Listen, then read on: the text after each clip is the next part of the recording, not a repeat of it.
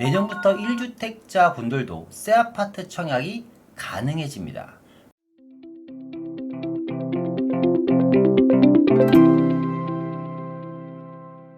안녕하세요. 부동산 경제학의 황현입니다. 자, 그동안요 1주택자 분들 중에서 새 아파트로 갈아타시려고 하시는 분들이 상당히 많았었습니다.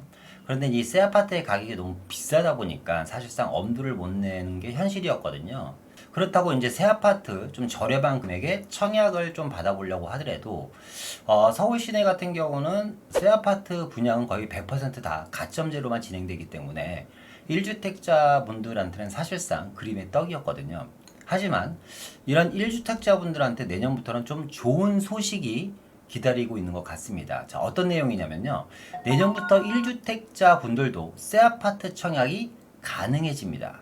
그리고 무려 추첨제 물량이요 60%나 배정이 된다고 합니다. 자, 어떤 내용인지 지금부터 알아보도록 하겠습니다.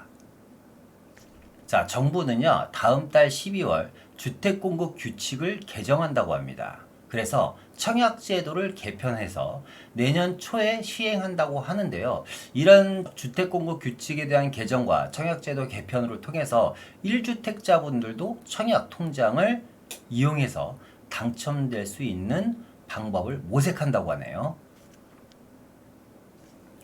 그래서요 1주택자도 서울 전용 84제곱미터 이하 중소형도 청약이 가능합니다. 자, 기존에는요 투기과열 지구 안에서 전용 84제곱미터 이하는요 100% 가점제로만 진행이 됐기 때문에 앞서 말씀드렸던 것처럼 중소형 면적은 1주택자분들한테는 그림의 떡이었거든요. 그래서 이번에 중소형 물량이 추첨제 물량으로 나오면서 1주택자 분들한테는 새 아파트로 갈아탈 수 있는 기회가 생겼다고 말씀드릴 수 있겠습니다. 또한 부양가족이 적고요.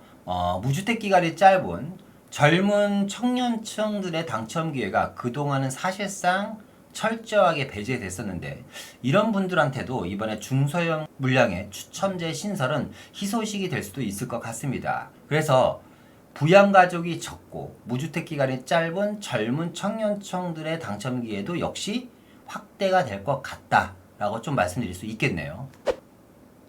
그래서 정리를 해보면요. 서울의 새 아파트를 1주택자들도 내년부터는 청약이 가능해져서 새 아파트로 갈아탈 수 있는 기회가 생겼다. 2023년 초에 시행될 예정이라고 합니다. 그래서 물량 배정은요, 무주택자 물량이 75%, 1주택자 물량이 25%인데요. 이 무주택자 물량이 사실상 압도적으로 많은 건 어쩔 수 없고요.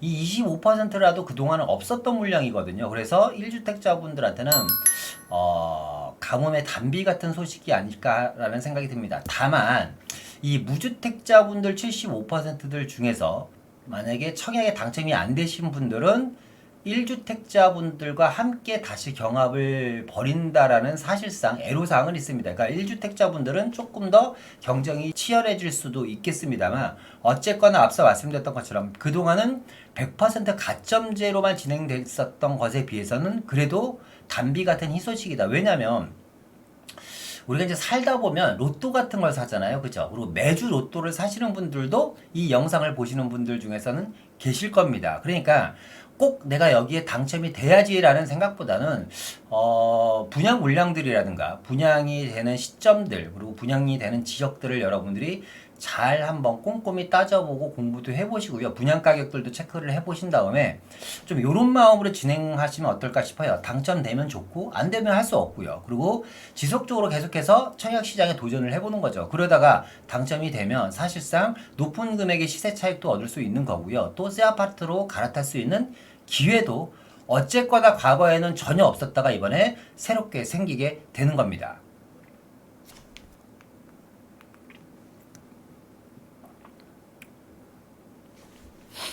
자, 그래서 규제지역 청약 개선안을 보면요. 기존의 60제곱미터 이하와 85제곱미터 이하, 그러니까 쉽게 얘기하면 아파트로 따지면 24평형과 34평형이 되겠죠. 이 친구들은요, 투기과열지구 안에서는 100%다 가점제로만 진행이 됐습니다. 그렇기 때문에 추첨제 물량이 단 한 건도 없었겠죠. 그런데 이번에 개선안을 보면요. 24평형 같은 경우는 무려 추첨제가 60% 물량이 공급이 됩니다. 그러니까 확보가 되는 거죠. 사실상 상당히 많은 겁니다. 가점제 물량보다 추첨제 물량이 많기 때문에 24제곱미터 이하 같은 경우, 청장년층 같은 경우는 충분히 도전해 볼 만한 가치가 있다. 또 85제곱미터 이하죠. 34평형 같은 경우는요. 추첨제 물량이 30% 정도 물량이 확보가 됩니다. 예. 거기다가요. 85제곱미터 초과니까 34평 이상이 되겠죠. 그러니까 40평대, 50평대가 될 겁니다. 이 친구들은요, 추첨제 물량이 20% 정도가 확보가 됩니다. 좀 아쉬운 거는 과거에는 추첨제 물량이 50%였어요. 그죠? 근데 이번에 20%로 줄어드는 게 좀 아쉽긴 합니다만 어쨌거나 전체적으로 봤을 때는 20평, 30평대나 그 이상의 물량들도 과거에는 100% 가점제였다가 이번에 60%, 30%, 20% 정도의 추첨제 물량이 나온다. 그래서 한번 우리가 도전해 볼 만한 가치는 있다라고 말씀드릴 수 있겠고요. 자, 조정 대상 지역 같은 경우는요. 과거에 뭐 비슷합니다. 가점제는 75%, 추첨제는 25%였는데 무려 마찬가지로 24평형, 60제곱미터 미만이죠. 24평형 같은 경우는 투기과열지구와 마찬가지로 60% 정도의 추첨제 물량이 배정이 되고요. 34평형 같은 경우는 85제곱미터까지죠. 그러니까 30% 정도 투기과열지구와 비슷합니다. 다만 34평 이상, 85제곱미터 이상 같은 경우는 특이일과열 지구에서는 추첨제 물량이 20%였었는데 조정 대상 지역에는 추첨제 물량이 50% 정도 확보가 된다. 라고 말씀드릴 수 있겠습니다. 그래서 내년부터 이게 진행이 되는 거고요. 규제 지역 청약 개선안이 뭐 내년 정도 되면 뭐 동북권 지역에도 이제 청약 물량이 많이 나올 것 걸로 같습니다. 뭐 장인 뉴타운이라든가 이문 희경 뉴타운이라든가 뭐 이런 지역들도 많이 나올 것 같고요. 뭐 그리고 또 어디서 나올 수 있을까요? 잘하면 뭐 둔촌주공도 어쩌면 내년 초 정도의 물량이 분양이 되지 않을까. 뭐 올 연말 안에 안 되면 내년 정도에 되겠죠. 그죠? 이렇게 서울시 뉴타운이라든가 대규모 재개발 재건축 물량들이 내년 정도에 좀 분양 물량들이 좀 일부 나올 게 예상되기 때문에 여러분들은 특히 1주택자분들 같은 경우는 자금 여력이 되신다면 밑져야 본전이라는 생각으로 한번 도전해 볼 만한 가치는 충분히 있다라고 말씀드릴 수 있겠습니다. 그래서 이번 청약제도 개편안이요. 1주택자 갈아타기에 좀 기회가 되지 않을까.